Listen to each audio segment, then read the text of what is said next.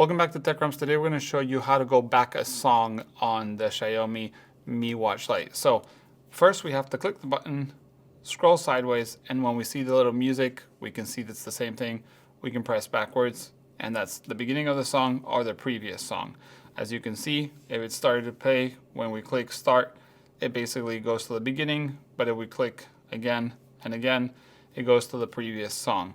So that is how we start it. Also, we could go to the phone being, the watch being unlocked, click again, music note, and here give it a second, and then we can once again go back and keep on going backwards under music or forwards if that's what we want to do.